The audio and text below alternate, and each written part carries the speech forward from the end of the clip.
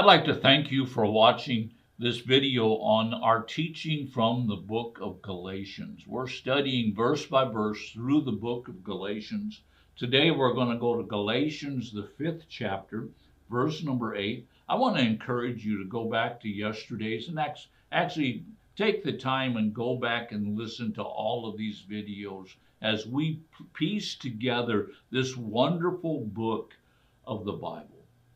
Now today we're in chapter 5, verse number 8, and the Apostle Paul is talking about something that we need to understand. He's talking about a persuasion. Notice what he says in verse number 8. This persuasion did not come from him who calls you. A little leaven leavens a whole lump of dough. This persuasion. Now when the Apostle Paul uses the word persuasion, he's talking about a treacherous and deceptive persuasion, not just someone trying to coax you or convince you, but this thing is something that's coming to the Galatians, and it's coming to many believers, and it's trying to coach and coax them into believing something that's not true. We talked many times in this series of videos about the two ditches. The one ditch over here is the ditch of legalism. It's the ditch of having to fulfill the law in order to be justified. The ditch over here is the ditch of I can do everything because I'm justified.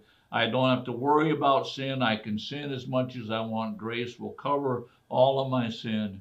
And you know what? Those two things are two ditches, and they are there for what purpose? To impede your progress spiritually.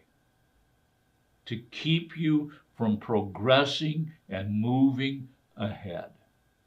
And so Paul says, and he says, this persuasion. Now, as we ended verse number 7, we talked about this word where it says obeying the truth. And the word obeying is probably not a very good translation here, because it actually means to being persuaded to not obey the truth. You see, what did this false teaching, what did it do? It tried to persuade people from doing what God wanted them to do, in other words, to keep them from obeying what they know to be as truth. So the Apostle Paul says this persuasion, this teaching. Now he doesn't come right out and name, because I believe in the book of Galatians he's talking about two different types of teaching. The teaching of the law, and then the teaching of just going and following your flesh. But he said this persuasion did not come from him who calls you. It didn't come from God. You see, one of the first things that the devil's going to try to do is he's going to try to persuade you that God's speaking. That God is speaking. I had people say, God told me that I needed to marry this other woman. And I said, that woman's already married. No, God told me. No, God didn't tell you that. Wake up. You are being persuaded to sin. And these Galatians were being persuaded to having to follow the law, to circumcise the Gentiles and all that stuff. And they were also being persuaded to go back to their old way of life and the worship of idols and all the debauchery, all the sin that included.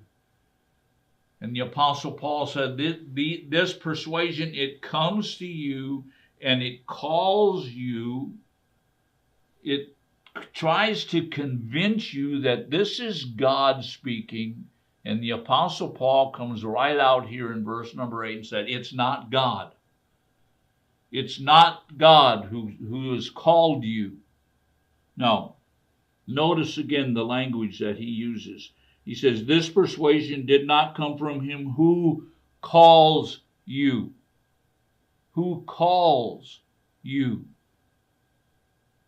You see, I believe that the Apostle Paul knew that the Lord Jesus was still in the process of calling them. This word call is the Greek word kaleo, and it means to beckon or ask someone to come close. To come close to him. You see, what happened here is the Galatians have gotten so hung up over these persuasions that now they are walking further and further away from the Lord Jesus Christ.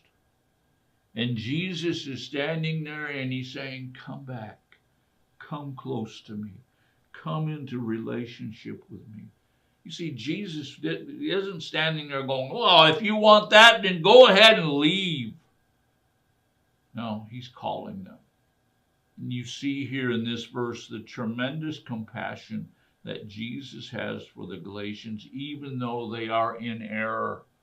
He still loves them, and he's calling to them. He's kaleoing them. He's calling and saying, come close to me.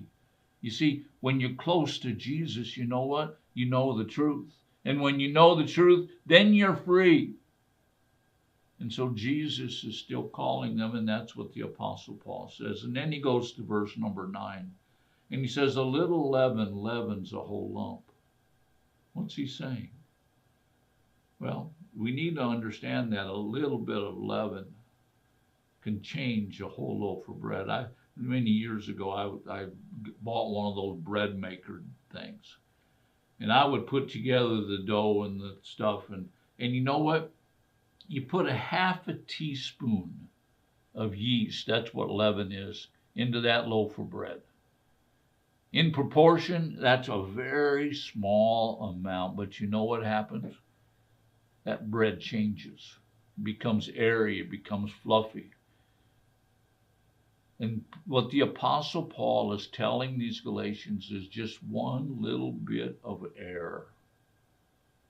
Whether it's legalism or whether it's this teaching that as a believer you can go ahead and continue in sin and it doesn't affect you. No matter what the error is, that error is dangerous and it needs to be removed from your life. There's been times where I've been in error, and you know what? It needed to get removed from my life. There was things that I believed about God that needed to be removed in order for me to continue in progress, to continue to grow. So I say this to you as I end this video today. Is there anything in your life that's questionable? Because if there's something in your life, even though it might look like a little bit, it is affecting your progress as a believer. Join us again tomorrow as we continue this study in the book of Galatians.